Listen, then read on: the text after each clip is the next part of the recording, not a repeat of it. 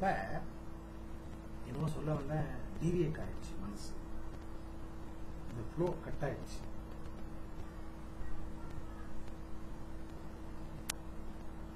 மனசு கரெக்ட். மனசை எப்படி திசை திருப்புறது அப்படின்னு சொன்னீங்கன்னா, ஆன்மீக தியானம். தியானம் என்றால் என்ன? தியானம் மூலியமாக மனதை திசை திருப்பலாம். தியானத்தில் என்ன நடக்குது? தியானம் என்றால் என்ன? ஃபர்ஸ்ட் அது தெரிஞ்சுக்கணும். தியானம் என்றால் என்ன? மனது மாத்திரம் இல்ல, உடம்புல ஆத்மா இருக்கு, உடல் இருக்கு, மனது இருக்கு. உடம்புல உடம்புன்னு ஒண்ணு இருக்கு, மனசுன்னு ஒண்ணு இருக்கு, ஆத்மான்னு ஒண்ணு இருக்கு. எதுவுமே இணையாது. ஏன்னா அது இயக்கிறது சித்தா. இந்த சித்தா இருக்கிற வரைக்கும் இந்த மூணு இணையாது. இந்த மூணு இணைக்கிற டெக்னிக் கத்துக்கிட்டீங்கன்னா சித்தா வேலை பண்ணு. உடல் உடல் ஆத்மா மனசு மூணு இணைக்கணும். இதுதான் தியானம்.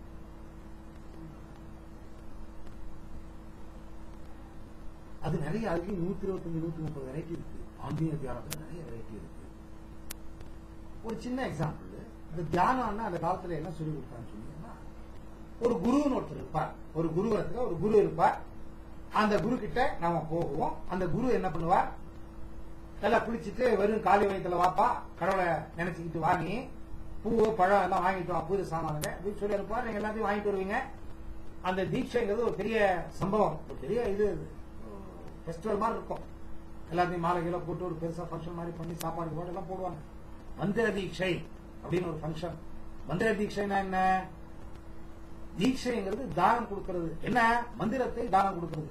என்ன மந்திரம்? 1000 ஆண்டுகளாக வழிமுறையாக ஒரு மூல குரு கண்டுபிடித்த, தன்னுடைய தியானத்தின் மூலியமாக கண்டுபிடித்துக் கொண்ட ஒரு மந்திரத்தை, அந்த மந்திரத்தை உபயோகித்து தான் சாதனை செய்து தன்னிடம் வந்தவர்களுக்கு அந்த மந்திரத்தை தானமாக கொடுத்து, வாங்கியவர்களும் அந்த சாதனையை புரிந்து மந்திரத்துக்கு சக்தி இருக்குதுன்னு தெரிஞ்சுக்கிட்டு அந்த மந்திரத்தை எல்லாருக்கும் தானம் பண்ணாங்க. எப்ப ஒரு குரு தன்னுடைய சிஷ்யனுக்கு அந்த மந்திரத்தை கொடுக்கிறார், அந்த மந்திரத்தை அந்த சிஷ்யன் எடுத்துக்கிட்டு அவன் தானம் பண்ண போறான். அவன் அந்த மந்திரத்தை என்னத்துக்கு எடுத்துக்கிறான்னு கேட்டீங்கன்னா, கண்ணை மூடிக்கிட்டு உட்கார்ந்துக்கிட்டு அந்த மந்திரத்தை நீங்க உச்சரிச்சுக்கிட்டே இருந்தீங்கன்னா, மந்திர உச்சரிப்பு ஒரு பக்கம் இருக்கு, சித்தா ஒரு பக்கம் வேலை பண்ணிட்டு இருக்கு. சித்தா தன்னுடைய வேலையை பண்ணிக்கிட்டே இருக்கு, பார்த்துக்கிட்டே இருக்கு. எப்பவுமே கண்ணை மூடினாதான் யோசனை ஜாஸ்தி வருது. மனுஷனுக்கு கண்ணை திறந்து வச்சிருக்கிற வரைக்கும் யோசனையே வராது. எப்ப கண்ணை மூடுறோம், விசித்திரமான ஆலோசனைகள், சிந்தனைகள், அடக்க முடியாத விபரீதமான யோசனைகள் எப்ப வருது? கண்ணை மூடினாதான். கண்ணை திறந்தோம்னா ஐம்புலங்கள் ஏதோட அணைஞ்சிருக்கும், ஏதோட இணைஞ்சிருக்கும். அதனால சிந்தனை ஜாஸ்தி வராது. கண்ணை மூடின உடனே சமுத்திரத்துக்குள்ள இருக்கிற பாம்பு, பூச்சி, நண்டு எல்லாமே வெளியே வருது. உட்கார கூடாது. உங்களை ஏண்டா உட்கார, எந்திரிடாங்க, தியானம் பண்ண கூடாது. இது மனதுடைய செயல்பாடு. என்ன பண்றீங்க? மனது பாடு சிந்தனை பண்ணிட்டே இருக்கு. நீ இந்த பக்கம் ஓம் நமோ நாராயணாய, ஓம் நமோ நாராயணாய, ஓம் நமோ நாராயணாய, ஓம் நமோ நாராயண ஜபமாலையை வச்சுக்கிட்டு ஒவ்வொரு மாலையும் மணியையும் தள்ளிக்கிட்டு ஓம் நமோ நாராயணாய, ஓம் நமச்சிவாய, ஓம் நமச்சிவாய, ஓம் நமச்சிவாய சொல்லிட்டே இருந்தீங்கன்னா உங்க மனது அந்த மந்திரத்தோட ஐக்கியப்படுது. உங்க மனது எப்ப அந்த மந்திரத்தோட ஐக்கியப்படுது, சிந்தனைகள் தானாகவே ஒடுங்கிடும். சிந்தனைகளை நீங்க அடக்க வேண்டிய அவசியமே இல்லை. உங்களுடைய மனதை நீங்க மந்திரத்தின் பக்கம் லயிக்கிறதுனால, மந்திரத்தில் லயிச்சு போறதுனால மனதுக்கு வேலை இல்லாம மந்திரத்தோடவே இருக்கும். எப்ப நீங்க மந்திரத்தோடவே இருக்கீங்க, ஒரு நிலையில உங்களால மந்திரத்தையும் உச்சரிக்க முடியாது. அதுதான் சமாதி. அந்த நிலை வந்துருச்சுன்னா ஆழ் மனதில் என்ன இருக்கு எல்லாத்தையுமே பார்க்கலாம், காணலாம், எடுக்கலாம், நீந்தலாம், குடிக்கலாம், சாப்பிடலாம், எல்லாமே பண்ணலாங்க. கீழே போயிட்டீங்கன்னா இது பெரிய சமுத்திரம். இது ஆழமே கண்டுபிடிக்க முடியாத ஒரு சமுத்திரம் உங்க உடம்புல இருக்கு. கடவுள் படிச்சிருக்கார். எத்தனையோ ஜென்மங்கள்ல நீங்க என்னென்ன பண்ணீங்க எல்லாமே உங்களுக்கு தெரிய வந்துடும். நாளைக்கு என்ன நிகழப்போகுது, இன்னைக்கு மைசூர்ல இந்த பிரசன்னா குருஜிங்கிற நபரை நான் பார்க்க போறேன், தெரிஞ்சுக்க ஒரு வாரத்துக்கு முன்னாடியே.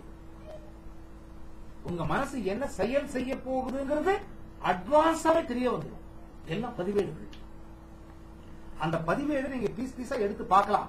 எப்படி ஒரு லைப்ரரிக்கு போனீங்கன்னா ஒரு புஸ்தக கடைக்கு போனீங்கன்னா வேண்டிய புஸ்தகத்தை தேடி தேடி பார்த்துட்டு வச்சிருக்கீங்க, அந்த மாதிரி உள்ள போய் இங்க இருக்கிற ரேக்கெல்லாம் எடுத்து எடுத்து பார்க்கலாம். எது வேணுமாலும் எடுத்து ரிப்பேர் பண்ணலாம். நீங்க அந்த சக்தி உங்களுக்கு வந்து ஆழ்மனதுக்கு போகணும். அது ஒரே வழி தியானம். இப்ப ஆன்மீக தியானத்தை உங்களுக்கு சொன்னேன். ஆனா இந்த ஆத்மா தியானங்கிறது நீங்க ஏதோ மந்திரமோ உச்சரிப்போ இல்ல, அது வேற விதமா இருக்கு. உங்களுக்கு சொன்னேன் எப்படி மனசை திருப்புறதுன்னு. ஆன்மீக தியானத்துல இப்படிதான் மனசை திருப்புறாங்க. மனசை திருப்புறாங்க. ஏதாவது ஒண்ண பார்க்கணும், இல்லன்னா கண்ணு மூடிக்கிட்டு ஏதாவது ஒண்ண பாத்துக்கிட்டே இருந்தீங்கன்னா பாக்குறதுலதான் மனசு இருக்கும், இங்க வர சிந்தனையில இருக்காது. கண்ணு மூடிக்கிட்டு கிருஷ்ண பகவானை நீங்க கண்ணு முன்னாடி கொண்டு வந்துட்டு குழல் வச்சிருக்கா, தலைமையில மயில் இறகு இருக்கு, அது காத்தடிச்சிட்டு இருக்கு, மயில் இறகு அப்படியே பறக்குது.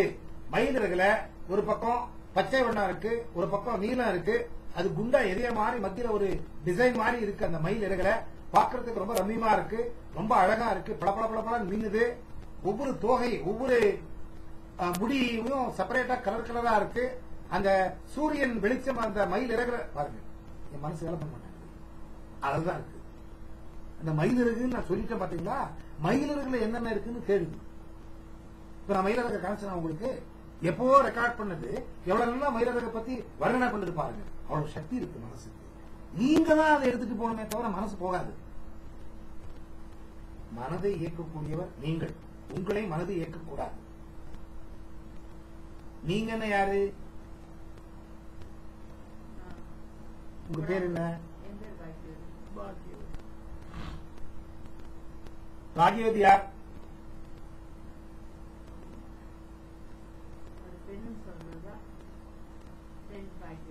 இல்ல, பாக்யவதி பொம்பளை பேர் தான், ஆம்பளை வச்சுக்கிறது இல்ல.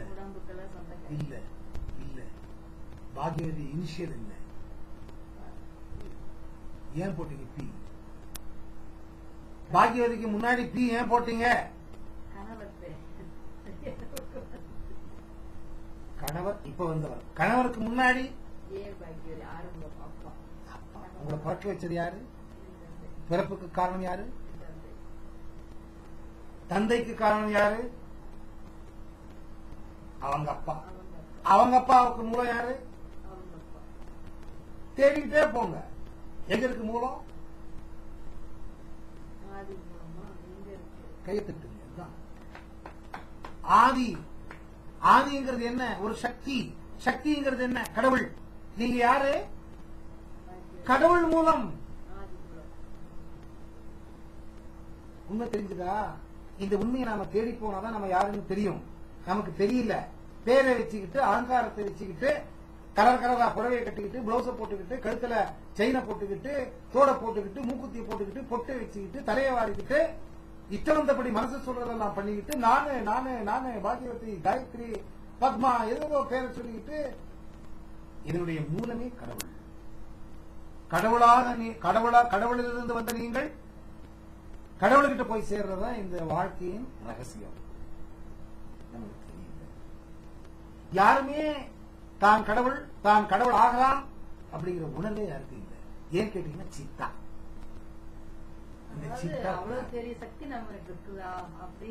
உண்மை பாருங்க. இப்ப நீங்க சின்னத ஒரு 4 கேள்வி கேட்டதுலயே உங்களுக்கு மூலம் என்னன்னு தெரிஞ்சு போச்சு. ஏதோ ஒண்ணு இருக்கணுமா, ஒண்ணு பிறக்கணும்னா அந்த ஏதோ ஒன்றுதான் ஒரு சக்தி. அந்த சக்தி தான் கடவுள். அப்பா அப்பா அப்பா அப்பா அப்பா அப்பா அப்பா தாத்தா தாத்தா தாத்தா தாத்தா எத்தனை தாத்தா, எத்தனை லட்சக்கணக்கில், ஆயிரம் இல்ல லட்சக்கணக்கில் ஆகி போச்சு. இந்த உலகம் பிறந்து லட்சக்கணக்கான வருஷம் ஆகி போச்சு.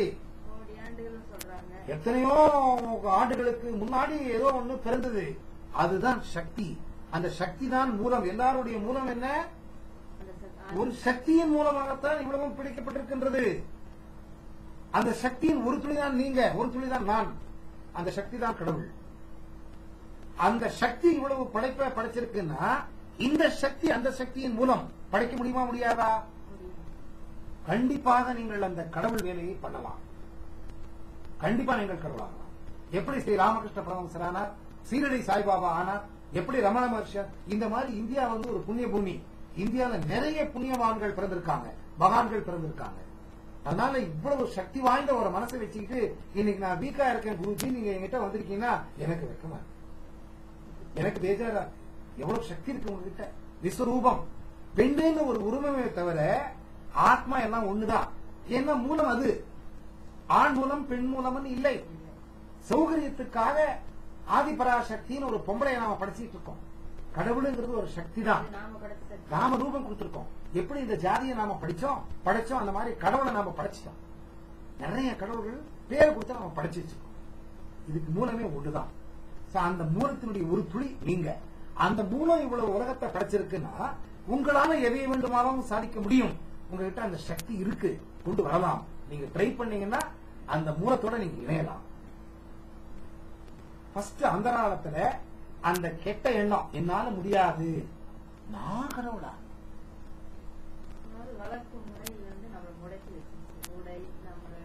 அதுக்கு வளர்ப்பு முறை அந்த மாதிரி இடத்துல வளர்ற மாதிரி கடவுள் உங்களை பண்ணிட்டான். கர்மம் கர்மம் நீங்க பண்ண கர்மம் இந்த அம்மா